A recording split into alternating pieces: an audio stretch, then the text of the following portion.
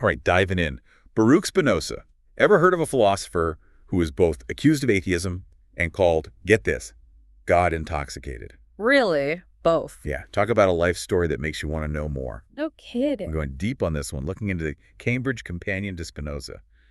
Why are his ideas still sparking debates after all these centuries? It's wild, right? Totally.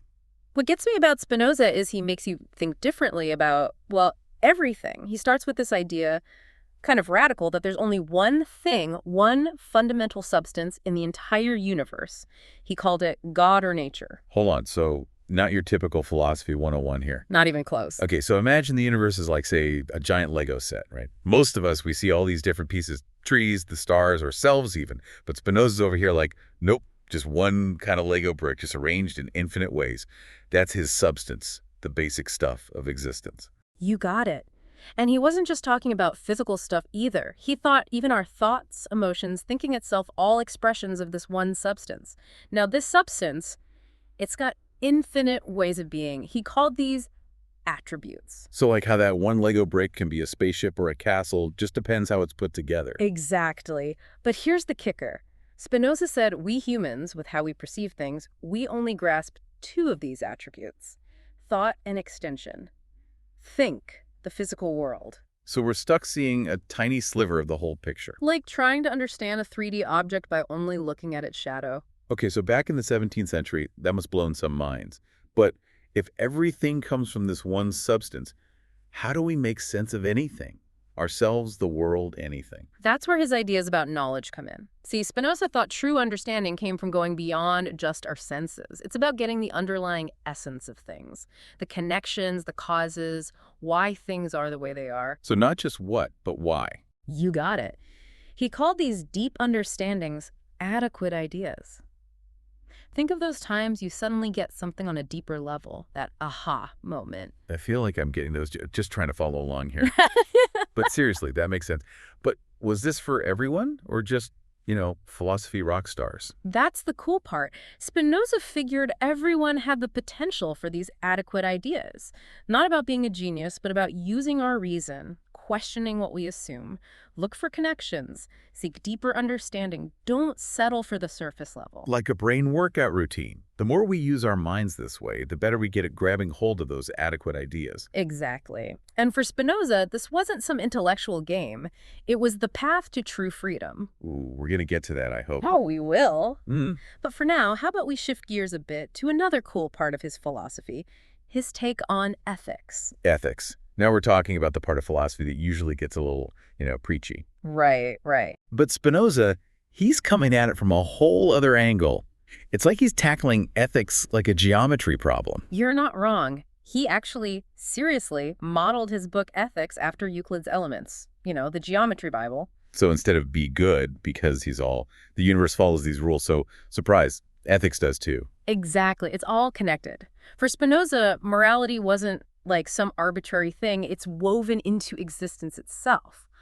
Which leads us to, and you're going to love this, his ideas about love. Okay, because when I think Spinoza, I'm not thinking Valentine's Day cards. How does love work with all this substance and geometry? Remember, everything for Spinoza goes back to that one substance, right? So love, for him, it's an increase in our power of acting, a kind of joy from understanding. Wait, so not just feeling good, but actually understanding something makes us more powerful. I'm kind of into that definition of love. And he goes even further. He talks about two kinds of love, passive and active. Oh, okay. Lay it on me. So passive love, that's the fleeting kind based on, someone's looks, their status, external stuff. It fades because it's not really truly understood. Like the crush that disappears as fast as it popped up. Precisely. Now, active love, on the other hand, that's rooted in reason. It's about appreciating the essence of something, warts and all. So we're looking past the surface, connecting on a deeper level. But how do you actually do that in a world obsessed with the superficial? Spinoza would say, and this will sound familiar, it goes back to those adequate ideas we were talking about before. See, the more we really get ourselves, others, the world, the more we can actually experience this deeper, more real kind of love. Okay, I'm with you. But here's where I get stuck. Freedom? Spinoza was all about the universe being predetermined. Like even our choices are, already baked in. So how are we free if it's all a done deal? Yeah, that's a big one. One of the most debated parts of his philosophy, for sure. He knew the deterministic universe idea. It's hard to swallow. Seems like it goes against, just our everyday experience of making decisions. Right. It's like saying, hey, you're free to choose. As long as you choose, well, what was always going to happen anyway. Exactly. It sounds like a paradox, doesn't it? But what Spinoza was getting at was this. True freedom, it's not about like breaking the rules of the universe. It's understanding them, going with the flow. It's about your actions lining up with your own nature, realizing even your desires, emotions, all part of this giant system. So we're not trying to swim upstream. We're learning to swim with the current. We find our freedom within the limits of the universe. You got it. And this is where those adequate ideas are key again. See, the more we understand how it all works, we're not so controlled by, passing emotions, knee-jerk reactions. We become, how did Spinoza put it, a part of God or nature, acting in sync with the universe. I'm trying to wrap my head around this. It's like the more we know our limitations, the freer we actually become. Yeah. It's a different way of thinking about it, for sure. This freedom, it's about knowledge, acceptance, understanding, not illusion. And this understanding, he thought it changed everything. How we live, how we treat each other, and it gets even trickier because he brings up this thing, it's almost a brain teaser, the problem of other minds. Yeah, that was in the notes, and honestly, it sounds like something straight out of a sci-fi movie. Break it down for me. What's this problem of other minds all about? Okay, so think of it this way. You know your own thoughts, feelings, all of your other, right? It's real to you. Definitely. But here's the thing.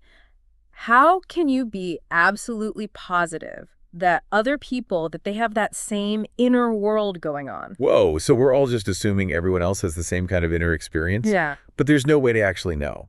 Like we're trapped in our own little consciousness bubbles. You got it. Yeah. It's a question that's been messing with philosophers forever. Now, Spinoza, with his whole thing about thought and the physical world mirroring each other, well, he doesn't give us an easy answer. So we've got a deterministic universe, but we find freedom by understanding its rules. Mm-hmm. Then, on top of that, we're dealing with the idea that we might never truly know if others have their own inner experience. It's a lot. With all this mind-bending stuff, what are we supposed to do with it all? How do we apply this to, actual life? What's the practical side of all this? This is where his ethics come back in. Remember how love, for Spinoza, it's about increasing our power, our ability to act.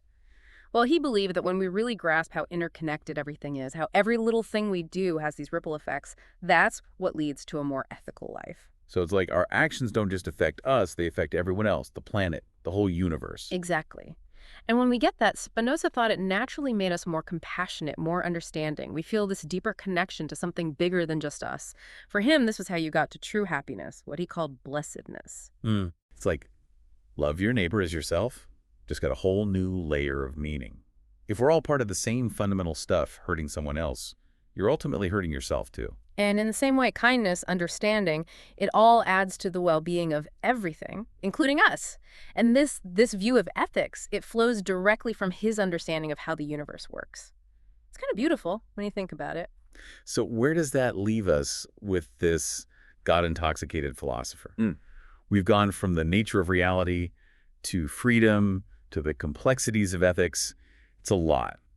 What's the takeaway? What's that one last thought we can hold on to from our deep dive into Spinoza's world? Yeah, it's like he dumps out this huge box of puzzle pieces and says, all right, have fun putting it all together. No instruction manual, but wow, what a picture it paints. And that's why people are still talking about him, right? He wasn't about just telling people what to think. He wanted them to think for themselves. Question everything. Figure out this whole universe thing on their own terms. Giving us the tools, not just the answers. Exactly. And the Cambridge Companion, it gets this. It doesn't end with a summary of his greatest hits. It's more like, here's all these questions that Spinoza brings up. Okay, so what kind of questions are we talking about? Give me the cliff notes. Questions about freedom, right? What does it even mean? What about the mind-body connection? Good, evil, the meaning of life, the big ones. He's like, don't just look for the easy answers, the searching. That's where it's at. And that's where real wisdom comes from, Embracing the questions, even the ones that really make you think. So to everyone listening, as you're going about your day, think about this. Spinoza thought real freedom came from understanding, even accepting, the necessity that's running through everything. How does that hit you? How can you find that kind of freedom within yourself, your own nature, something to chew on? You might surprise yourself with the aha moments you find. Until next time, keep those deep dives going.